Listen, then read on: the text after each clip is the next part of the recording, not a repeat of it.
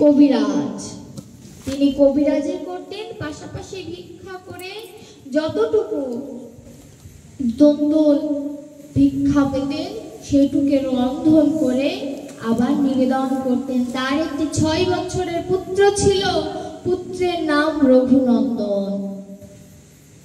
রঘুনন্দন গোপীনাথকে নিজের ভাইয়ের মতো ভালোবাসতেন। ছোট্ট পুত্র, সে তো জানতো না বিগ্রহের মধ্যে প্রাণ নেই, কিন্তু তিনি বিশ্বাস করতেন যে তার ভাই, তার ভিতরে প্রাণ সঞ্চার করা আছে।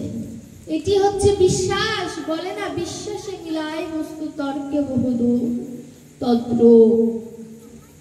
একদিন মুকুন্দ দাস পাশের গ্রামে একজন অসুস্থ, তার চিকিৎসা করার জন্য সে গ্রামে গেলেন এবং তার পুত্রকে রঘুনন্দনকে বললেন, বাবা আমার ফিরতে দেরি হবে, আজকে তুমি ভোগ লাগিয়ে দিও। ছোট্ট ছেলে, রান্না করতে তো জানে না, মা নেই।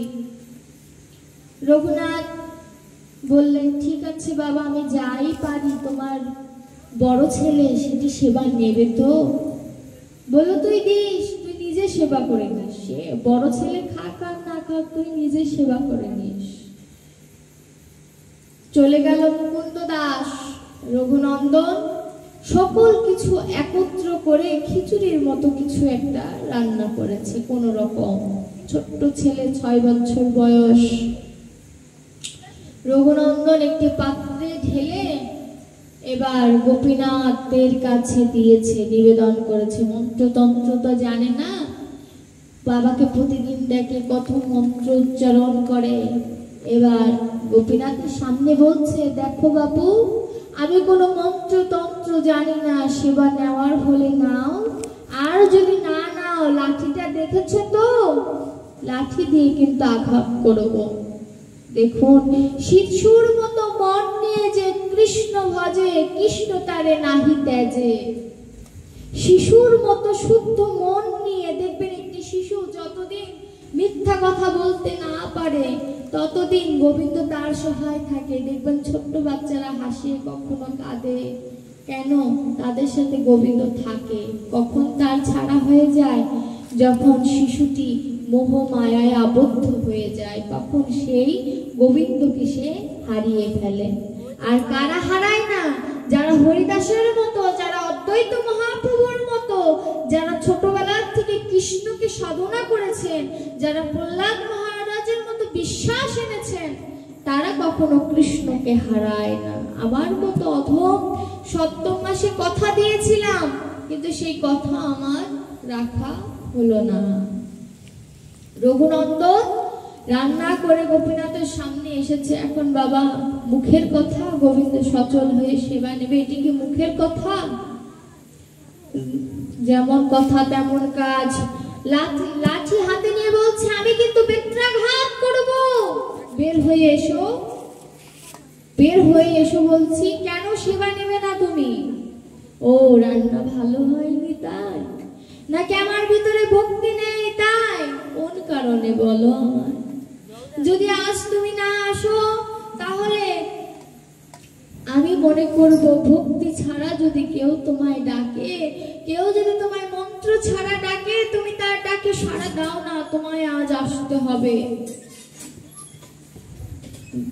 এই সরল মনের ডাক পেয়ে গোপীনাথ ছোট্ট বালকের রূপ ধারণ করে বলল, ভাই আমি এসেছি, আমায় মারিস না, তোর মতোই তো আমার শরীর নরম, আমায় মারিস না ভাই।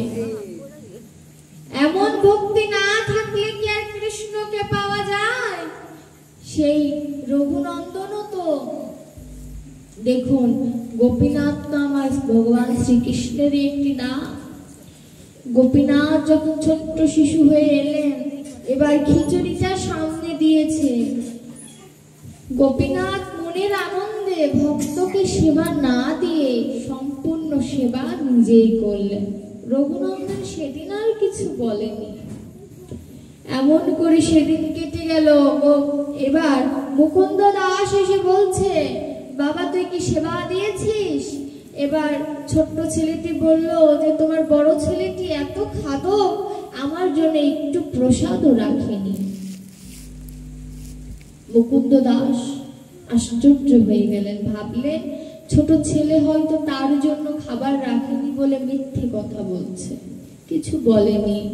এমন করে কিছুদিন যখন চলতে থাকে, মুকুন্দ দাস চিন্তা করলেন ব্যাপারটা আমাকে দেখতে হবে। মুকুন্দ দাস বললেন যে তুমি এবার আজকে তোমাদের রান্না করতে হবে না, এই নাড়ু কয়েকটি রাখো, এই নাড়ু গোপীনাথ অনেক পছন্দ করে। বললেন ঠিক আছে।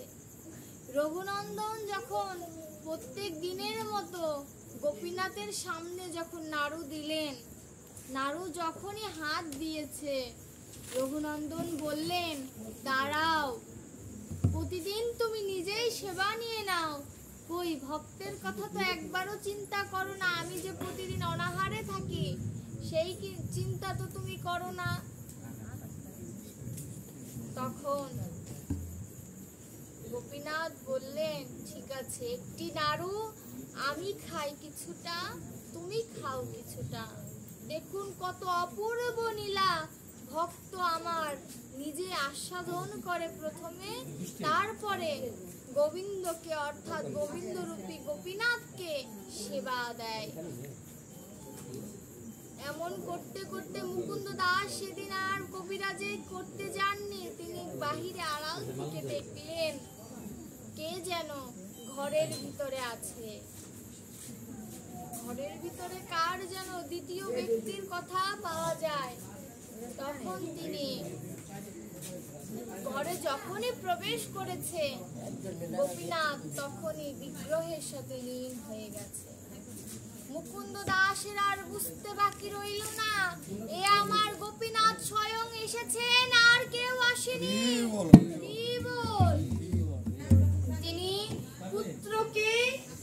তিনি পুত্রকে বক্ষে নিয়ে হা পুত্র করে কাঁদছেন, বলছেন হে পুত্র, আমি সারা জীবন গোপীনাথের সেবা দিলাম, কত মন্ত্র, কত জপ, কত কিছু করলাম, ওই গোপীনাথ তো আমায় ধরা দিলেন না আমার কাছে।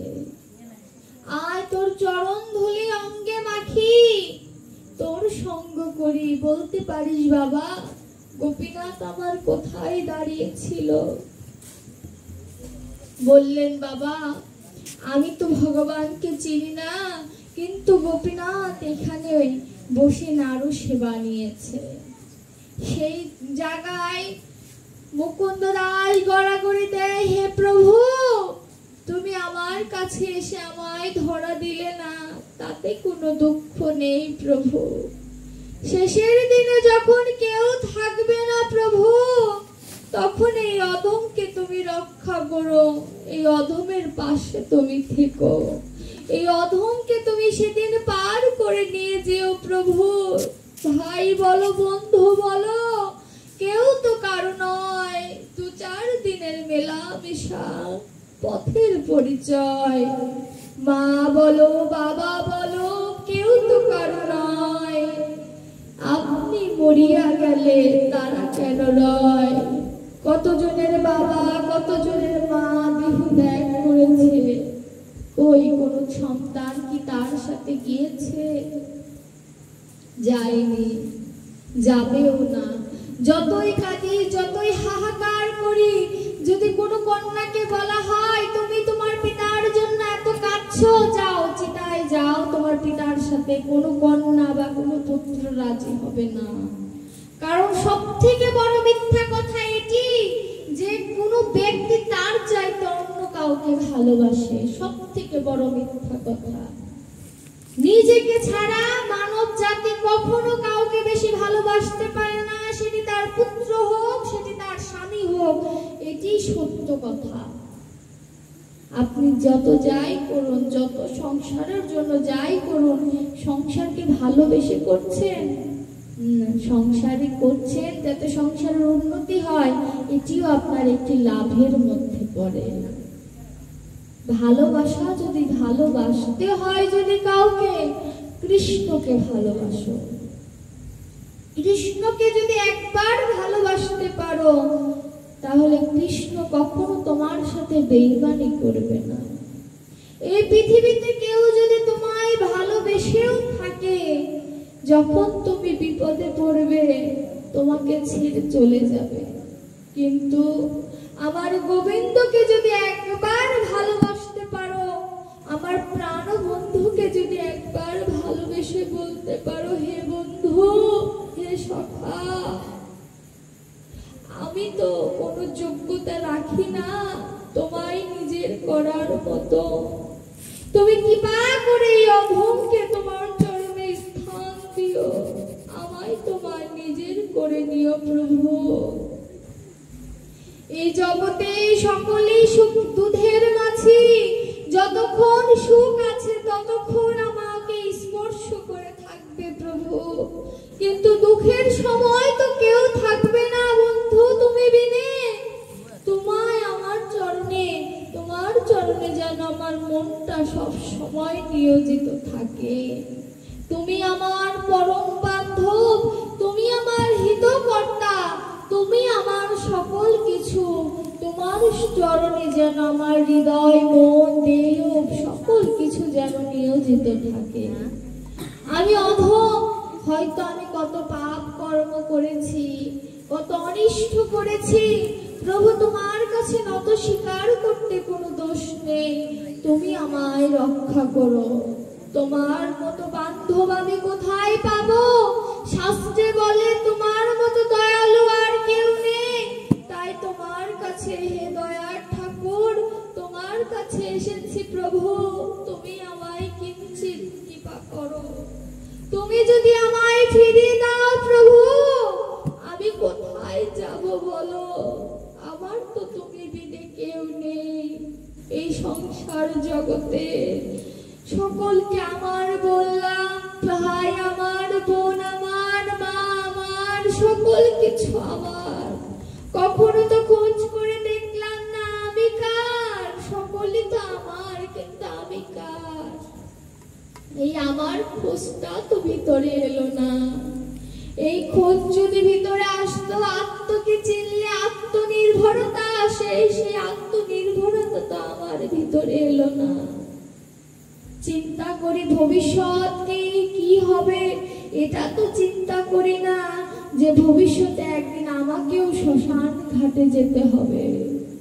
যদি কারোর মনে অহংকার আসে, পদকর্তা বললেন একবার শ্মশানে যে ঘুরে আসো, কত অহংকার সেখানে চিতায় জ্বলছে, একবার সে দৃশ্য দর্শন করে এসো, তোমার অহংকার দূর হয়ে যাবে, তোমার মনের ময়লা দূর হয়ে যাবে, তোমার ভিতরে ভক্তি আসবে। কৃষ্ণ নাম করলে, কৃষ্ণ সুধা পান করলে সকলেও যদি ছেড়ে চলে যায়, কৃষ্ণ কোনোদিন তাকে ছেড়ে চলে যায় না। চিরদিন তো কারোর সমান যায় না বাবা। আজ কত কিছু করছি, ওই যে বলে না, আজ যে রাজা রাজ্য সুখে মোহন ভোগ খায় না, কাল সে রাজা পথের ভোগের খুদ কুড়াইও পায় না। আজ আমার অনেক সম্পদ আছে, এই সম্পদ যে কালকে সকালে থাকবে এর কোনো নির্ভরতা নেই। তার প্রমাণ আমি বাস্তবে মাদারীপুর দেখে এসেছি। আমি যেখানে প্রথম দিন পাঠ করলাম, সেদিন রাত ৩টার সময় 19টা হিন্দু দোকান পড়ে গিয়েছে। যে 19টা দোকান পুড়ে গেল, তাদের মালিক কি জানতো যে তারা সর্বশান্ত হয়ে যাবে সকালে? ও ঘটনা তো আমার মতো অধমের সাথে, আপনাদের সাথেও হতে পারে। সুতরাং সাবধান হন, কৃষ্ণ নাম করুন। অর্থ থাকাকে ধনী বলে না, কৃষ্ণ নামে যে ধনী সেই মূলত ধনী। পৃথিবীর সকল কিছু আপনাকে ছেড়ে চলে যাবে, কিন্তু এই ভক্ত সঙ্গ করে, ভাগবত আস্বাদন করে যতটুকু থাকবে, এটুকু আপনার থেকে যাবে, কেউ কেড়ে নিতে পারবে না।